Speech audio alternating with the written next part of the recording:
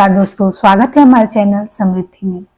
दोस्तों, आज हम कुछ आप लोगों को बातें बताएंगे जरूर कि यदि आपके घर में महिलाएं यदि ये करती होंगी या फिर महिलाएं ये वीडियो देख रही हैं, तो यदि आप ये करती होंगी तब तो बहुत अच्छी बात है। लेकिन यदि नहीं भी कार्य करती होंगी, इसमें से कुछ कार्य होंगे जिसकी आपको जानकारी भी नहीं होगी, तो निश्चित रूप से ये आप अपने घर में कार्य करना शुरू कर दीजिएगा। क्योंकि हम महिलाओं का जब विवाह होता है तो हमारे घर के बड़े बुजुर्ग, हमारी मम्मी दादी जो भी लोग होती हैं, वो अच्छी अच्छी आदतें सिखाती हैं। क्योंकि कहा जाता है कि महिलाएं घर की लक्ष्मी होती हैं। यदि वही इन कार्यों का आदर न करें, सम्मान न करें, अपने घर को मतलब सजा कर न रखें, वास्तु के अनुसार न रखें, तो वो घर कभी भी उन्नति नहीं कर सकता है। तो जब शादी हो जाती है तो हम लड़कियों से महिला जब बनते हैं, शादी हो जाती है तो हम एक महिला का रूप ले लेते हैं और इसके बाद से हमको घर की लक्ष्मी का दर्जा दिया जाने लगता है। तो ऐसे में यदि हम इन नियमों को नहीं करते हैं तो हमारे घर की कभी उन्नति नहीं होती है। तो चलिए, आप लोग को जरूरी बातें, मैंने ऐसे कई वीडियो दे रखे हैं जो जिसमें आप लोग को जरूरी बातें बताती हूँ कि ये कार्य आप लोग अवश्य करें। किंतु कितना भी आप लोग पूजा पाठ करेंगे, अगर ये कार्य आप लोग अपने घर में नहीं करेंगे सही ढंग से, तो कभी आपकी परिवार की उन्नति नहीं होगी, कभी आपके पति बच्चे सुखी नहीं होंगे। तो निश्चित रूप से आशा करते हैं कि आप ये कार्य अवश्य करेंगे अपने घर में, क्योंकि अपने पति अपने संतान से सबको मोह होता है, अपने परिवार की उन्नति सभी लोग चाहते हैं। तो चलिए, सबसे पहले कार्य मैं बताती हूँ कि आप लोग को क्या करना है। देखिए, सबसे पहले तो आप लोग एक बात समझ लीजिए, किसी का देख करके ये नहीं सोचा जाता है कि वो तो ऐसे करती हैं तब भी उनका उन्नति होता है। ये सबके अपने अपने भाग्य की बात होती है। बाकी जो हमारे शास्त्रों में बताया गया है कि औरतों को कभी सूर्योदय के बाद नहीं उठना चाहिए। ध्यान से सुनिएगा मेरी बात, कोई बात ऐसी नहीं है कि जो कि आप लोगों को ऐसा लगे कि इसको नहीं सुनना चाहिए। यदि आपको जानकारी है तो अच्छी बात है, नहीं है तो ध्यान से अवश्य सुनिएगा। क्योंकि देर से उठने पर कहा जाता है कि सूर्य भगवान आपके दरवाजे पर आ जाए और जिस घर की महिला उसके बाद उठेगी, उस घर की उन्नति कभी नहीं हो सकती, वहां लक्ष्मी का वास कभी नहीं हो सकता। तो ध्यान दीजिएगा, आज के बाद यदि आप लोग ऐसा कार्य करती होंगी, कोई महिला यदि सोती भी है और उसकी उन्नति होती है, तो ये सब सोच करके अपने मन में भ्रांति मत पालिएगा। अच्छे कार्य की सदा अच्छाई ही मिलती है। तो आप लोग सदैव सूर्य उदय से पहले जग करके अपने घर का खिड़की दरवाजा अवश्य खोल दें। दूसरी चीज, कभी भी कहा जाता है कि सूर्योदय के बाद मतलब सूर्य की रोशनी आपके घर में आने लगे और उसके बाद से यदि आप झाड़ू लगाती हैं तो आप अपने घर से लक्ष्मी भगाती हैं, दरिद्रता नहीं। और मैं कहती हूँ कि देखिए, दिन में आप लोग भले ही खूब अच्छे से झाड़ू पोछा कीजिएगा, लेकिन सुबह में जो नेम जो होता है झाड़ू का, कहा जाता है रात में निगेटिव शक्तियाँ, काली शक्तियाँ, भूत प्रेत घर को खींचे होते हैं, मतलब कि घर में आए गए रहते हैं। तो ऐसे में कहा जाता है कि सुबह उस चीज को निकाला जाता है। तो जो भी थोड़ा आप लगा सकती हूँ घर में, थोड़ा ही झाड़ू लगाएं, लेकिन अवश्य लगाएं। तीसरी चीज ये मैं आप लोग को बताना चाहूंगी कि कभी भी महिलाओं को देर से स्नान नहीं करना चाहिए। देखिए, पहला स्नान कहा जाता है कि ऋषि देव स्नान होता है, दूसरा स्नान कहा जाता है कि ऋषि स्नान होता है, तीसरा स्नान कहा जाता है कि मानव स्नान होता है। इन तीनों स्नान में से यदि महिलाएं कोई भी कर लें, कुछ नहीं तो मानव स्नान जो कि 8 बजे 9 बजे तक कर लेना चाहिए। उसके बाद से राजसी स्नान होता है। तो जो महिलाएं राजसी स्नान यानी दोपहर को, शाम के समय 3 बजे करती हैं, उस घर की उन्नति कभी नहीं हो सकती, वहां लक्ष्मी कभी नहीं आ सकती। जिस घर की महिला सुचारू रूप से अच्छे से अपने घर का नियम पूर्वक कार्य करती है, उस घर में बिना पूजा पाठ के भी लक्ष्मी का वास हुआ। क्योंकि वास्तविक लक्ष्मी हम महिलाएं ही अपने घर के होते हैं। और कितना भी बड़े लोग घर के मतलब आदमी लोग पूजा पाठ करा लें, यदि हम महिलाएं ये सब गलतियां करेंगे तो मेरी वीडियो यहीं पे समृद्धि की है, आप लोग नोट कर लीजिए, उस घर की कभी उन्नति नहीं हो सकती। इसलिए औरतों में ये जो गुण मैं बता रही हूँ आप लोगों को, ये अवश्य रहना जरूरी है।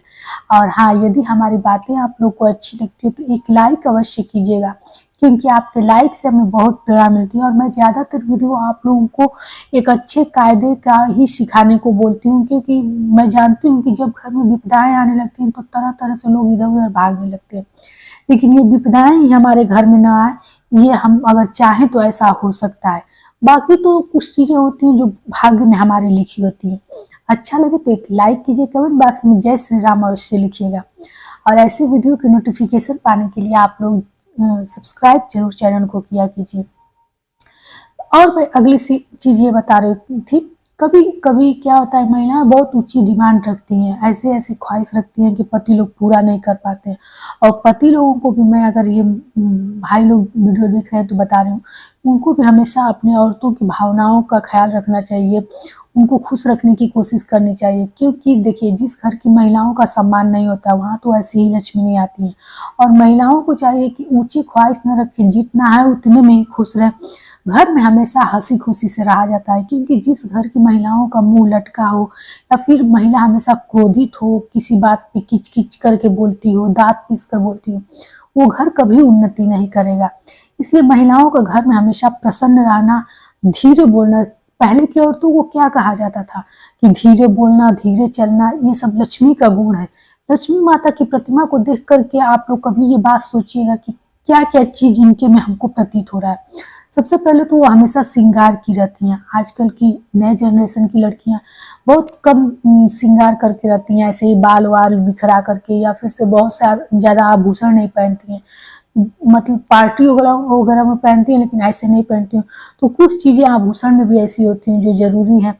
चाहें तो आप लोग मेरे वीडियो को चेकआउट कर सकते हैं कि कौन कौन सी चीज़ें ऐसी होती हैं जो कि हमारे जीवन में नियमित रूप से पहनना चाहिए।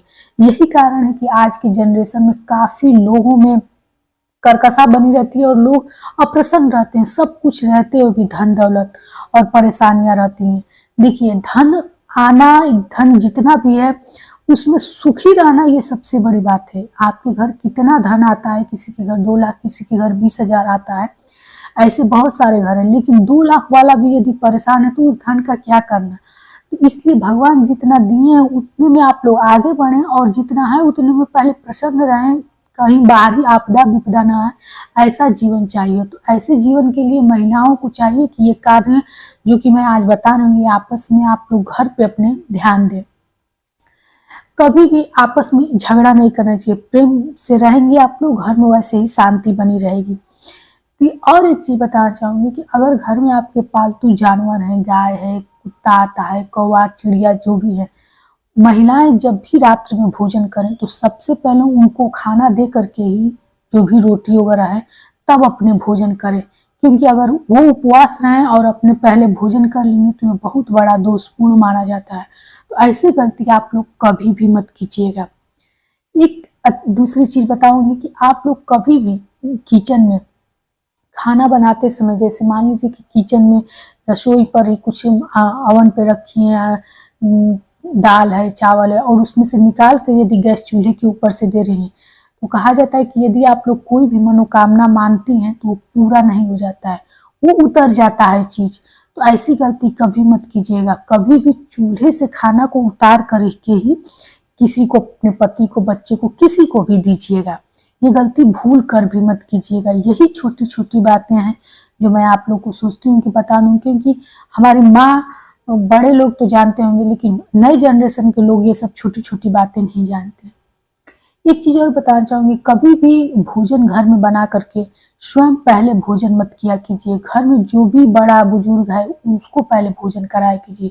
देखिए क्या होता है ना कि ये छोटे छोटे कार्य करने से अपनी उन्नति होती है। ऐसा नहीं सोचना चाहिए कि हमें भूख लगी है तो हम पहले कर लें, या फिर ऐसी कोई बात नहीं है, बड़े को क्यों खिलाएं, खुद ही खा लें।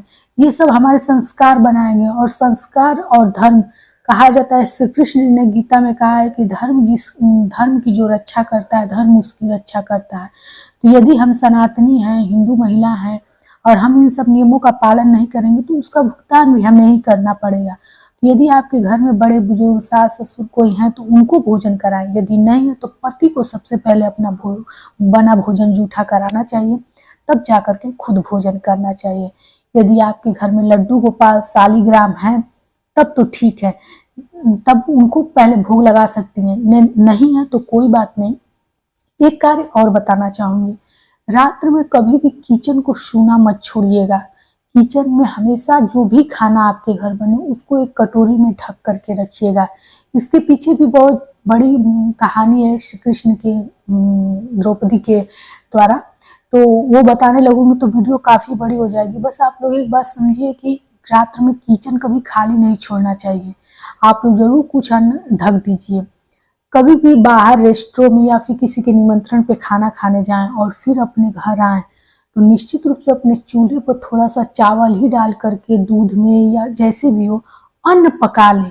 कहा जाता है कि चूल्हा उपवास मतलब जब किसी के घर कोई दुखद घटना होती है, मैं कहना नहीं चाहूँगी, तब की जाती है। तो आशा करती हूँ कि आप लोग ये सब कार्य नहीं करती होंगी, और यदि करती होंगी तो आप लोग समझ जाइएगा, क्योंकि लाख मंदिर में पूजा पाठ उपवास आप लोग कर लेंगे, अगर ये सब गलतियाँ करती होंगी आप लोग तो कभी भी जीवन में उन्नति नहीं होगी। एक बात और बताना चाहूँगी, जब कभी सुबह में आप लोग किचन में जाया कीजिए तो सबसे पहले अपने गैस चूल्हे को चप्पल निकाल के, क्योंकि ठंड के मौसम में लोग एक किचन के लिए भी, रसोई के लिए चप्पल निकाले होते हैं, पहन कर जाते हैं, निकाल करके प्रणाम जरूर कीजिए। क्योंकि देखिए कहा जाता है कि जैसा अन्न वैसा मन। यदि आप ये गलती करती होंगी, प्रणाम नहीं करेंगी, ऐसे ही खाना बनाएंगी, ऐसे मतलब गुस्से से या फिर जिस मन से भी घर का खाना लोग आपके घर का खाएंगे, तो ऐसे मन अच्छा नहीं होता है, बुद्धि खराब होती है। तो सबसे पहले अपने चूल्हे को प्रणाम कीजिए और कामना कीजिए कि आपका अन्न धन से घर भरा रहे, लक्ष्मी आप पे प्रसन्न रहे। ऐसा करके तभी घर कुछ खाना बनाना शुरू कीजिए। तो आशा करते हैं कि हमारी बहनों को आज की वीडियो हमारी अच्छी लगी होगी तो एक लाइक कीजिए, चैनल को सब्सक्राइब कीजिए, ताकि किसी भी प्रकार की आप लोग को जानकारी मिलती रहे। और हाँ, एक बात और कहना चाहिए, यदि आप लोग की कोई प्रश्न हो तो कमेंट बॉक्स में लिख करके पूछिए, समस्या हो तो पूछिए, जैसे ही मुझे समय मिलेगा आप लोग को रिप्लाई भी दूंगी और आपकी समस्या का समाधान भी बताऊंगी। क्योंकि बहुत सारी बहनें ऐसी होती हैं जो हमसे मिलना तो चाहती हैं लेकिन मिल नहीं पाती हैं। तो कोई बात नहीं, वीडियो के माध्यम से आप अपना प्रश्न, अपना सवाल पूछ करके उसका समाधान पा सकती हैं। फिर मिलेंगे एक ऐसी नई जानकारी के साथ। जय श्री राम।